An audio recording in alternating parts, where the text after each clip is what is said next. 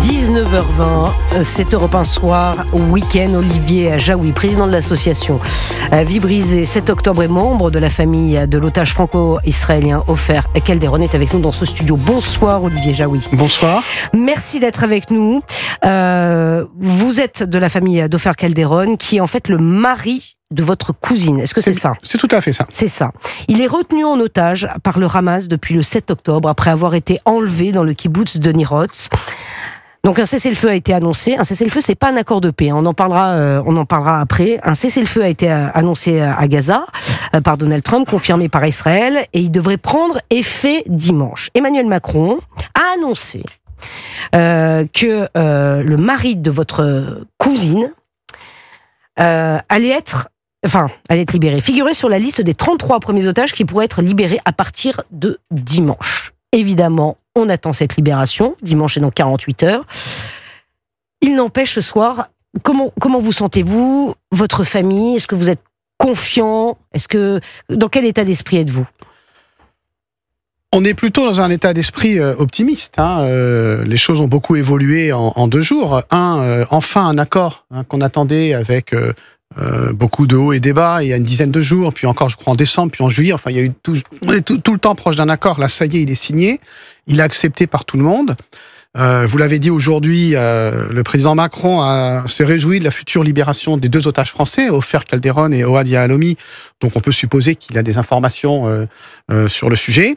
Donc on est évidemment plus optimiste et plus soulagé. D'ailleurs, Hadas, ma cousine, dès hier, m'a envoyé un message pour me dire je suis optimiste. Ça fait bien longtemps qu'elle n'avait pas utilisé cet adjectif. Mais est-ce que vous avez des informations, comme vous êtes membre de la famille ? Est-ce que, je ne sais pas, l'ambassade française vous donne des informations en Israël ou on peut reprocher à personne de nous donner aucune information parce qu'il n'y en a pas. Il faut être bien clair que le Hamas et les complices FPLP et Djihad islamique qui possèdent des otages ont totalement refusé depuis 7 octobre de donner toutes les preuves de vie. On reproche aussi clairement les Israéliens et les familles aux ONG, notamment les ONG dépendantes de l'ONU, dont beaucoup de leurs collaborateurs sont des membres du Hamas, ou la Croix-Rouge, de ne pas avoir fait beaucoup d'efforts pour donner des preuves de vie, aller voir les otages. Donc on n'a absolument aucune preuve de vie.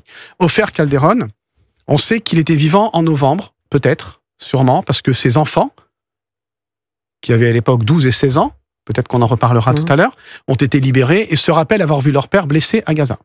Depuis, rien. Pour la plupart des autres otages, on n'a même pas cette information.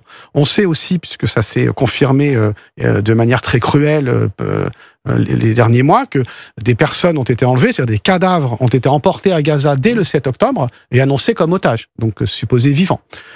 On n'a aucune nouvelle, et d'ailleurs, on sait d'après les sources israéliennes que sur les 96 otages supposés encore à Gaza, il est probable qu'on ait au moins une quarantaine qui soient morts, et j'entendais encore sur diverses sources, peut-être sur votre antenne, me semble-t-il, que des sources évoquaient même que parmi les 33, et ça c'est probable, on n'est pas certain que ce soit 33 vivants.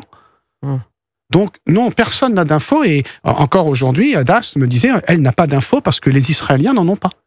C'est terrible. Donc c'est votre cousine, elle attend le retour de son mari. D'abord, vous parliez de ses 2 enfants, comment vont-ils aujourd'hui ? Écoutez, ils vont pas bien, un peu mieux. Aujourd'hui, elle me disait, hier Hadas, ils pleurent depuis ce matin, ils pleurent de joie à l'idée du retour de leur père. D'abord, ils ont aujourd'hui 13 et 17 ans.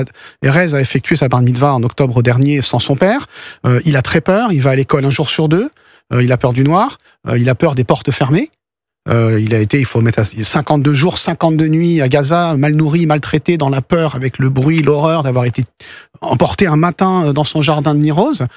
Sahar, qui est plus forte que lui, elle est plus âgée, elle dit « Je suis en Israël, mais mon cœur, mon âme sont à Gaza », et notamment avec son père qui n'est pas rentré. Et je rappelle, je vous m'avais permis déjà de le rappeler, mais je souhaite le faire à chaque fois, que quand ils sont revenus de Gaza, ils ont découvert l'assassinat de leur grand-mère Carmela Dan, 80 ans, qui a été mitraillée de sang-froid, qui était, je puis dire, ma grande cousine, et de leur cousine germaine, Noya, 12 ans, petite fille qui a été assassinée en même temps que sa grand-mère. On les a retrouvées toutes les 2 enlacées dans l'abri, et ils découvrent ça en rentrant. Leur kibboutz s'est détruit, Nir Oz n'existe plus.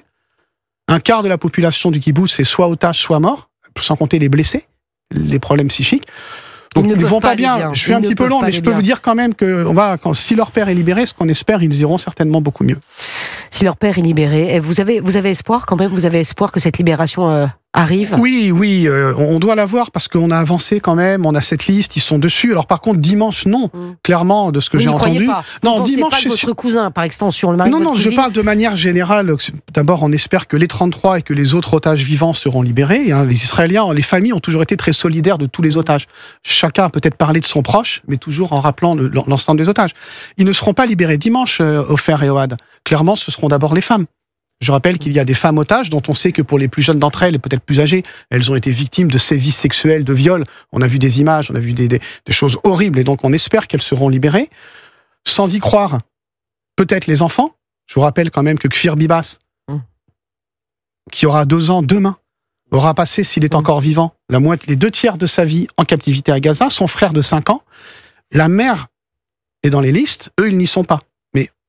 On peut croire au miracle, mais sincèrement, pour eux, j'ai peu d'espoir. Mais d'abord, ce sera les femmes, d'après ce qu'on a compris. Ce qu'on ne sait pas, et je crois que vous l'avez rappelé tout à l'heure, un de vos correspondants à l'instant, on va se retrouver dans cette situation comme en novembre 2023.